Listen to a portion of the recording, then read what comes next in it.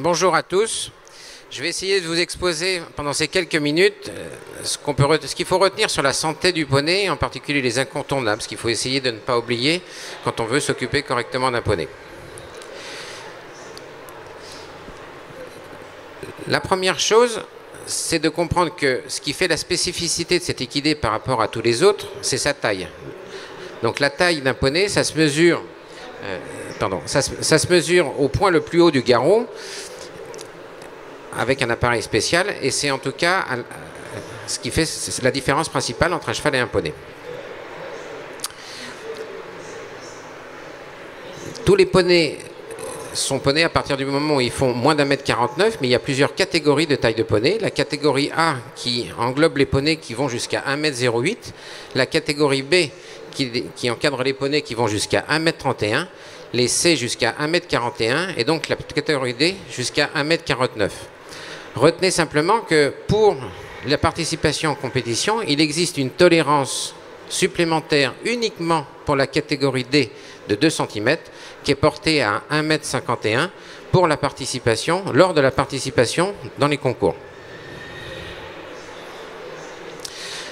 Donc je vais essayer de vous résumer entre guillemets la santé du poney en 3 parties, en essayant de vous expliquer, de donner quelques conseils pour bien le nourrir, les consignes ou ce qu'il faut essayer de surveiller pour ne pas passer à côté d'anomalies dans la santé de votre poney, et aussi les spécificités qui sont liées à cet équidé en matière d'hébergement.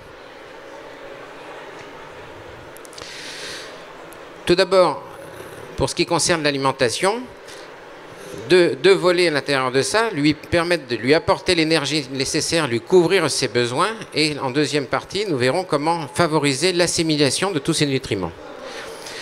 Pour ce qui concerne les apports, il faut arriver à apporter suffisamment de nutriments au poney de manière à lui couvrir ses besoins en énergie en particulier, mais aussi en protéines, en vitamines et en oligo-éléments. L'énergie, c'est la partie la plus importante de la ration des chevaux et des poneys, et en particulier l'apport en glucides est très important. C'est ce qui va encore une fois permettre de fournir de l'énergie, en particulier aux masses musculaires. Ces glucides, on va les trouver bien entendu à l'état naturel dans de l'herbe, mais aussi on les apporte souvent en complément dans les céréales ou dans les aliments complémentaires. Et la principale forme de glucides, c'est l'amidon, le principal sucre.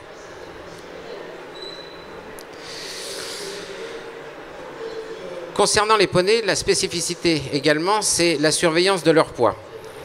Comme on le sait tous, les poneys sont beaucoup plus gourmands, on va dire, que les chevaux. En tout cas, ils profitent beaucoup mieux que les chevaux. On dit souvent qu'à partir du moment où on leur donne le moindre chose à manger, même une ronce, ils sont capables de grossir avec une ronce. Moyennant quoi, ils ont une tendance assez rapide à l'embonpoint, et que ce soit pour les poneys ou pour les humains, c'est à peu près pareil. L'ennemi de l'embonpoint, c'est les sucres. Quel est le problème de cet embonpoint en particulier dans cette espèce? C'est qu'à un moment donné, le surpoids va limiter les capacités d'entraînement. Ça aussi, c'est valable pour toutes les espèces animales. Et la particularité chez le poney, c'est qu'on a ce qu'on appelle un risque accru d'apparition de la fourbure. Alors la fourbure, très rapidement, pour vous expliquer en 2 mots ce que c'est, la fourbure au départ, c'est une douleur très aiguë qui se manifeste au niveau des pieds, en raison d'une inflammation d'apparition très brutale qui s'y produit. Retenons simplement que la cause principale d'apparition de fourbure chez les poneys, c'est des poneys qui tout d'un coup vont absorber une quantité d'énergie trop importante, soit en mangeant beaucoup d'herbe, de l'herbe trop riche en excès, soit en dévorant un sac de granulés ou de céréales. À ce moment-là, il y a une fermentation très importante qui se produit dans le tube digestif.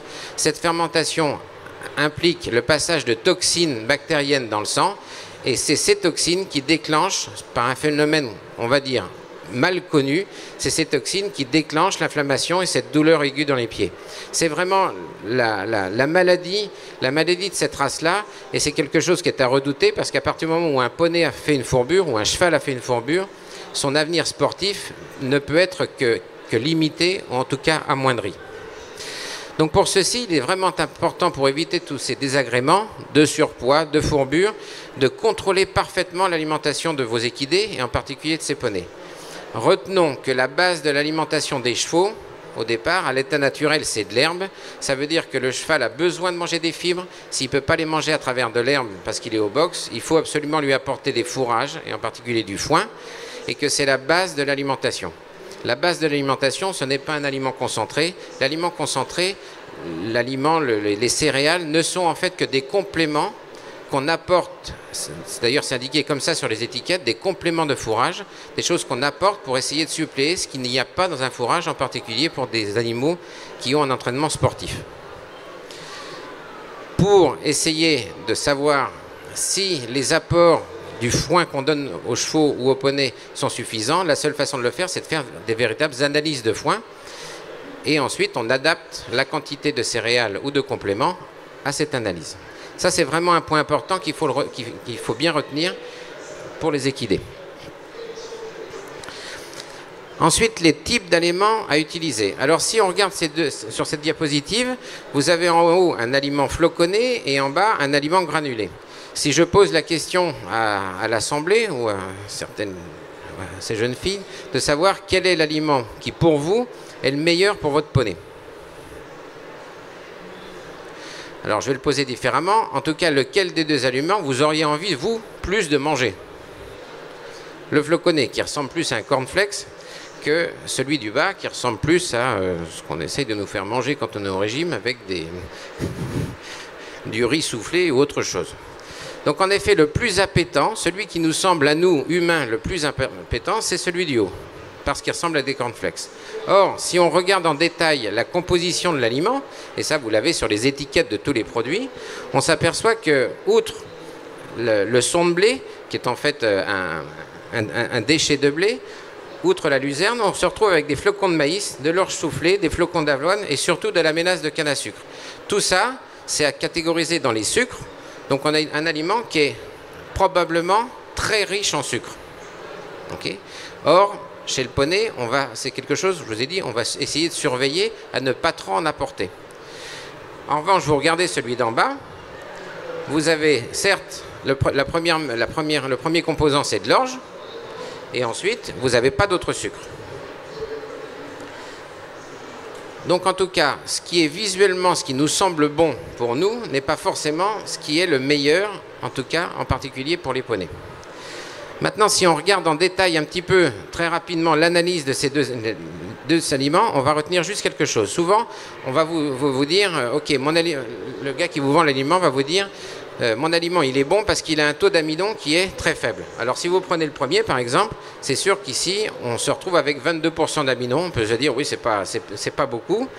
Mais au lieu de regarder le pourcentage, ce qu'il faut surtout essayer de regarder, c'est en fonction de la quantité à distribuer, quelle est la quantité en retour qu'on va avoir de sucre. Parce qu'un pourcentage, il n'est pas le même en fonction de la quantité. Or, si on compare ces deux aliments, celui-ci, il faut lui donner environ 4 kg par jour d'aliments, soit 6 litres. Ça va nous faire environ 920 grammes d'amidon, plus des sucres qui sont présentés en particulier par la mélasse. Donc on va être à 30% d'amidon. Alors que l'autre, où il faut en donner moins, 2,8 kg, on va finalement être avec un taux d'amidon qui va être moins important. Donc encore une fois, il est important d'apprendre à lire les étiquettes ou demander en particulier à votre vétérinaire de vous apporter des informations critiques quant à l'interprétation des étiquettes des aliments pour essayer de formuler au mieux, d'adapter au mieux le concentré au fourrage que vous donnez à votre poney. Ensuite, une fois que vous lui avez apporté un aliment qui lui couvre ses besoins, il faut faire en sorte qu'il puisse assimiler correctement ces aliments. La première chose, c'est qu'il faut qu'il soit capable de la mastication est une étape très importante dans la digestion des aliments chez le cheval et en particulier chez les poneys. Pour pouvoir mastiquer correctement, il faut qu'il ait des tables dentaires qui soient entretenues correctement. Alors l'entretien des tables dentaires chez le cheval est relativement est nécessaire pour deux raisons. La première raison, comme vous le voyez ici, je ne sais pas si vous voyez là, on voit la souris ou pas? Non. Comme vous le voyez ici, les dents contrairement à l'humain, ont une croissance continue, poussent tout au long de la vie de l'animal. Ce qui veut dire que et en plus de ça, les dents, si vous comparez la mâchoire supérieure et la mâchoire inférieure, ici sur cette coupe transversale, ici sur cette coupe longitudinale, vous voyez que les dents sont décalées entre elles. dans un plan transversal, ce qui fait que les dents du dessus s'usent moins à l'extérieur, alors que les dents du bas s'usent moins à l'intérieur. Et les mâchoires sont décalées également dans un sens longitudinal. La mâchoire supérieure est avancée par rapport à la mâchoire supérieure, d'où l'apparition de ces pointes dentaires à l'avant et à l'arrière. À l'avant sur la mâchoire supérieure, à l'arrière sur la mâchoire inférieure. C'est ces pointes dentaires que votre vétérinaire va supprimer en réalisant un soin dentaire, on va dire, qui doit être au minimum, qui doit avoir lieu au moins une fois par an. Donc c'est important d'entretenir ça parce que si jamais vous laissez ces pointes dentaires en place, vous allez vous retrouver avec des animaux qui vont avoir des pincements et des douleurs ici au niveau des joues, mais aussi vous allez vous retrouver avec des défenses, donc ça va ralentir la prise alimentaire, il va mal mastiquer ou avaler tout rond, et ça peut avoir aussi des conséquences sur votre monte, la façon d'utiliser le poney, puisqu'à un moment donné, le mors va venir taper dans ces pointes dentaires inflammées et vous allez vous retrouver avec un poney qui va être difficile à monter. Donc, outre leur permettre de mastiquer correctement, il faut aussi essayer que les nutriments que vous amenez ne soient pas spoliés, en particulier par des parasites. Donc, l'important de mettre en place un protocole de vermifugation rigoureux avec deux principes de base. La première chose, c'est que, on va dire que si votre poney, vous l'hébergez tout seul dans un pré où il n'y a jamais eu de chevaux, on va considérer qu'il a quand même peu de chances d'attraper des vers qui arrivent par le vent. Par contre, la majorité de nos poneys, en particulier des poneys de sport, partagent des paddocks ou des espaces de vie avec d'autres poneys, d'autres équidés. Et là, il peut y avoir des équidés qui rentrent, des équidés qui ressortent. Et finalement, même ces chevaux-là ont des risques, même dans les box, avec ce mode de vie box-pré, d'avoir pas mal de parasites. Donc, première règle, il faut, à partir du moment où un équidé est hébergé dans une écurie, quand on applique un protocole de vermification, on l'applique le même pour toute l'écurie et on vermifuge tous les chevaux, on va dire, en même temps, avec les mêmes produits. Il ne s'agit pas que chacun aille acheter sa seringue de vermifuge. La deuxième règle à ne pas contourner, c'est qu'il ne faut pas confondre l'alternance des vermifuges. Si on pose la question à des gens, est-ce que votre cheval est vermifugé? La réponse est toujours oui. Quand on commence à leur demander depuis quand est-ce que c'est la dernière, il peut y avoir des hésitations. Quand on demande le nom du vermifuge, c'est très compliqué. Et quand on arrive à cette notion, non mais nous on vermifuge bien parce qu'on alterne, on peut se retrouver avec des gens qui vermifugent 5 fois avec le même vermifuge, croyant qu'il est différent. Mais vous savez, comme en médecine humaine, il existe des génériques des vermifuges. L'ivermectine, il y a au moins 5 noms commerciaux différents. Donc on peut se retrouver avec des vermifugations qui soient en fait les mêmes, toujours avec la même molécule, ce qui est tout à fait néfaste. Donc encore une fois, la place de votre vétérinaire, c'est votre vétérinaire qui va vous donner le conseil pour savoir quel vermifuge donner, à quel moment, et tout ça replacé dans un contexte d'épidémiologie de votre écurie.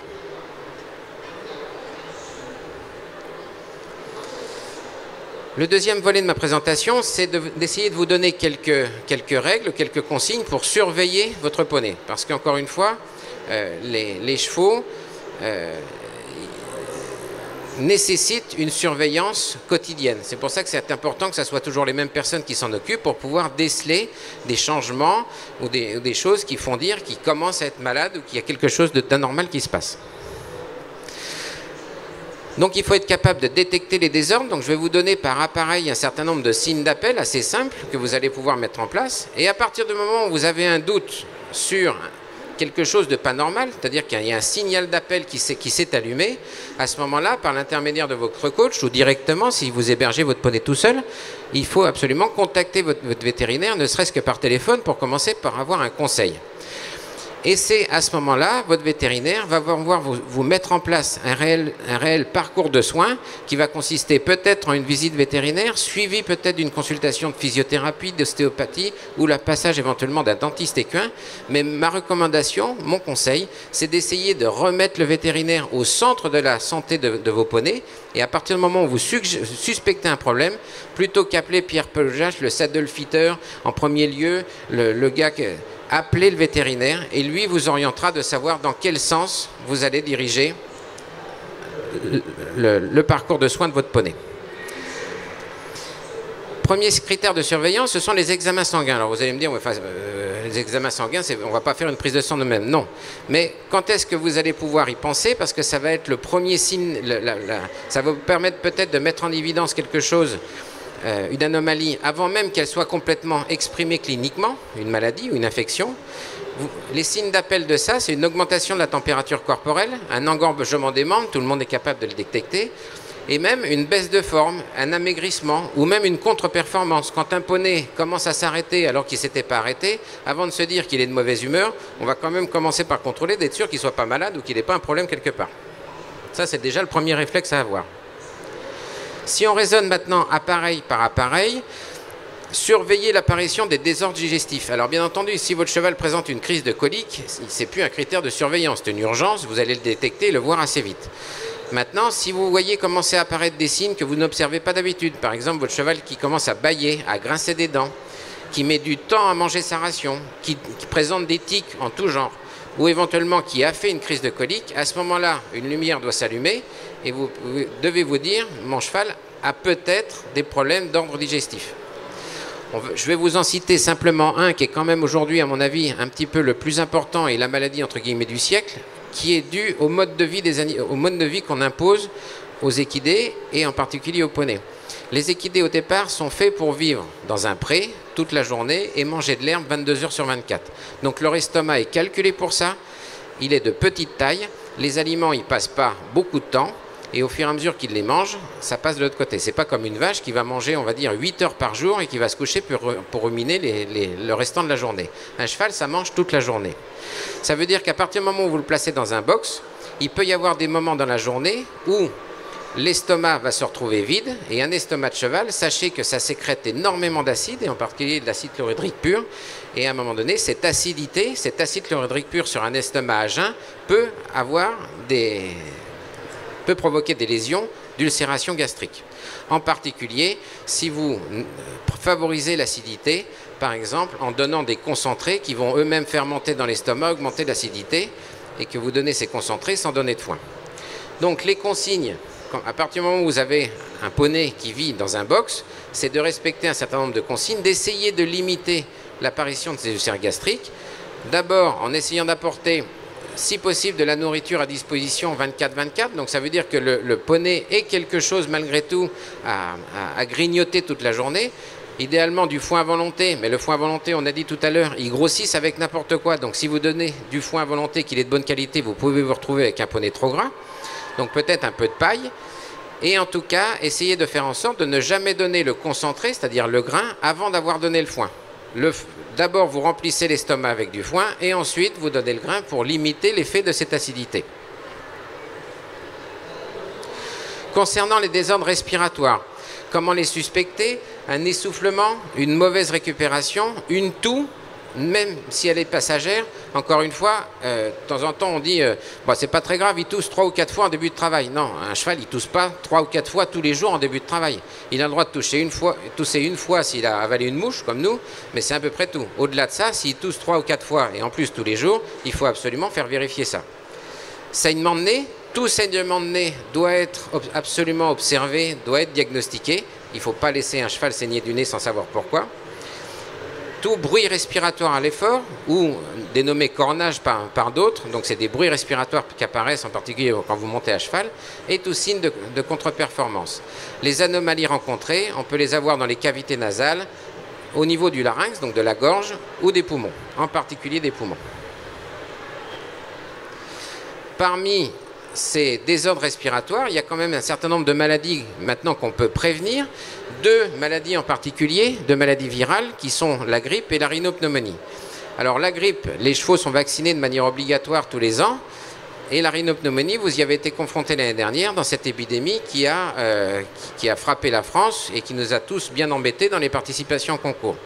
Retenons simplement qu'on voit là l'effet, l'intérêt d'avoir une vaccination obligatoire pour la grippe fait que des épidémies de grippe de grande envergure, on n'en a quasiment plus, voire pas du tout.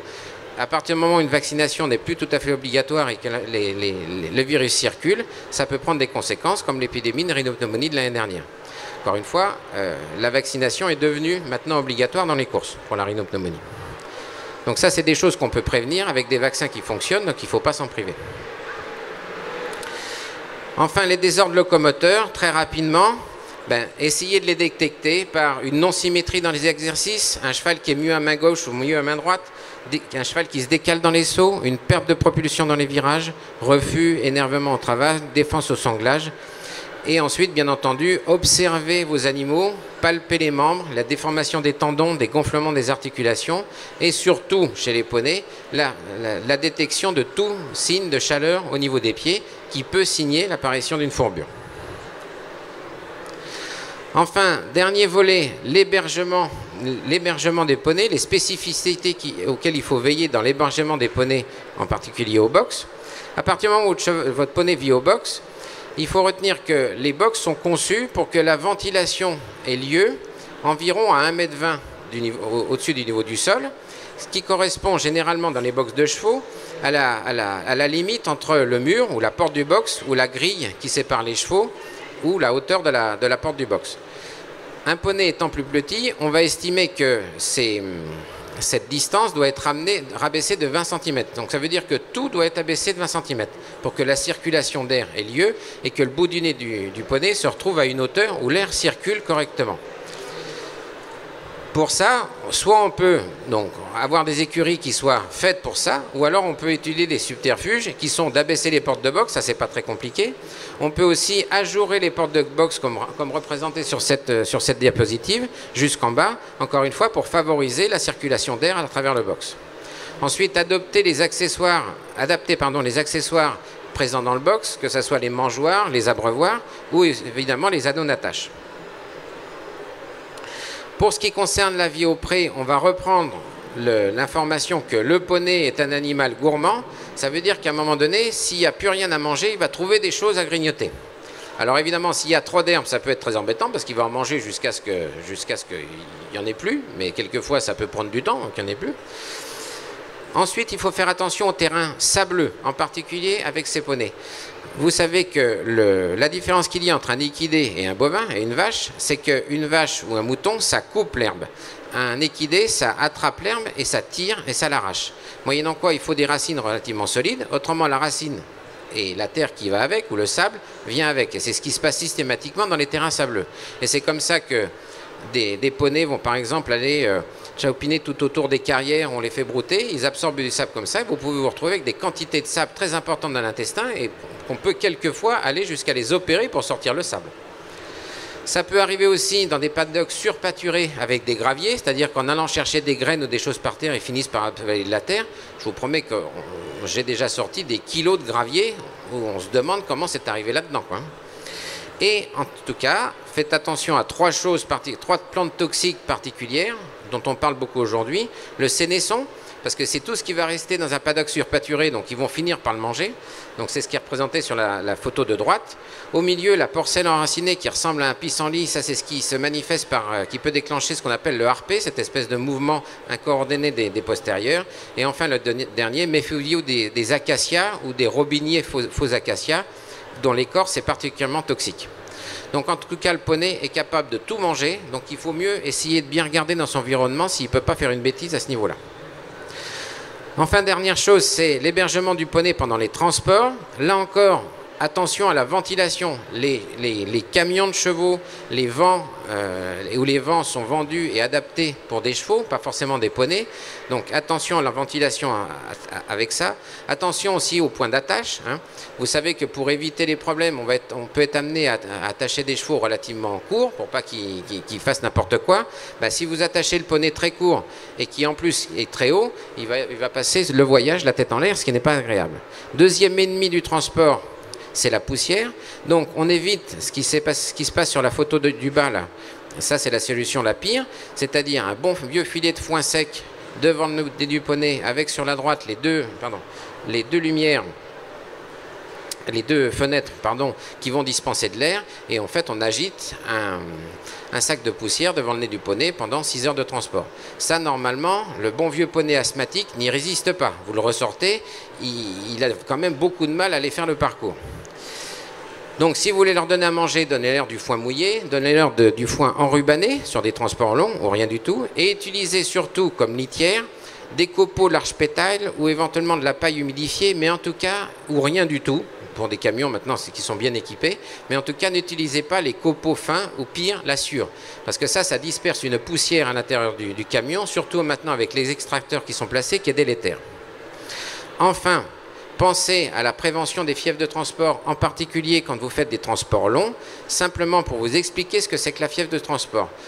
Sachez qu'à partir du moment, chez l'homme c'est pareil, on inhale toute la journée de la poussière ou des saletés, et on a un système qui permet que ces saletés n'atteignent pas le fond de nos poumons. Ces systèmes, c'est quoi? C'est la présence de cils qui sont sur la paroi de la trachée, sur lesquels vont s'accrocher toutes ces petites poussières, et en fait, elles vont remonter jusqu'au niveau de la gorge, et dépendant des espèces, elles sont soit dégluties, soit rejetées par les cavités nasales. Et c'est ce qui se passe chez les chevaux, c'est le rejet par les cavités nasales. C'est pour ça que quand vous voyagez des chevaux pendant des heures, que vous les attachez la tête en l'air, au moment où ils vont sortir du camion, où ils vont baisser la tête, vous avez un liquide blanc qui s'écoule, souvent, et on va dire, il a chopé la gourme pendant le transport. Non, il n'a pas chopé la gourme pendant le transport. Il rejette tout ce qu'il n'a pas pu évacuer en baissant la tête, il le rejette d'un coup à la sortie. Ce qu'il faut imaginer, c'est que quand il y en a beaucoup, ce liquide dégueulasse plein de saleté descend dans les poumons, fait une pneumonie, et c'est ce qu'on appelle la fièvre de transport. Donc c'est pas une fièvre qui est due à de l'air qui circule mal dans le camion, c'est pas ça, c'est une fièvre due à une pneumonie déclenchée pendant un transport. Pour éviter ça, il faut essayer de favoriser maintenant des moyens de transport qui permettent aux poneys ou aux chevaux de baisser la tête. Donc en fait de voyager détaché à l'intérieur des camions. Sous forme de stalles, c'est sur des distances longues, en tout cas, la meilleure recommandation à donner pour le transport de vos poneys. En conclusion, enfin, je dirais que l'acquisition d'un poney, c'est souvent la première expérience dans la vie d'un propriétaire, en particulier d'un jeune propriétaire, mais souvent aussi d'expérience, c'est la première expérience familiale d'acquisition d'un équidé. Donc parfois, il n'y a pas forcément de gens qui sont très formés dans toute la famille pour accueillir cet animal qui n'est pas un petit chat ou un chien. Donc, pour que ça se passe bien, il vaut mieux être entouré d'avoir un entourage professionnel qui soit relativement adéquat. D'abord, un bon coach pour l'entretien du cheval et les consignes de travail pour ne pas faire n'importe quoi. Et surtout, bien entendu, un bon vétérinaire pour gérer toute la santé et essayer de coordonner et de prévenir l'apparition de problèmes. Je vous remercie pour votre attention.